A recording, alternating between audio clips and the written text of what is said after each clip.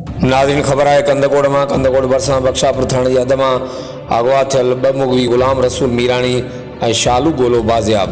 बिन्हीं मुगियुनि जी बाज़ियाबी 3 ॾींहं अॻु पुलिस मुक़ाबले बाद मारिजी वियल इनाम याफ़्ता धाड़ेल शरीफ़ बंगवार ऐं संदसि साथी वाह बंगवार जा लाश वारसनि हवाले करण बाद थी आहे। मारिजी वियल धाड़नि जा लाश 2 ॾींहंनि खां कंदकोट हेडक्वार्टर अस्पताल में पियल रहिया। मुगियुनि जी बाज़ियाबी बाद लाश वारिस औरतन हवाले किया विया। मुगी गुलाम रसूल मीराणी 1.5 महीनो ऐं शालू गोलो 24 ॾींहंनि खां धाड़ेलनि जी क़ैद में हुआ। ॿिए तरफ़ मुगियुनि जे घरनि में ख़ुशी वारी लहर आहे। हर वक़्तु आगाह लाइ ॾिसंदा रहो GTN वेब न्यूज़ कंदकोट।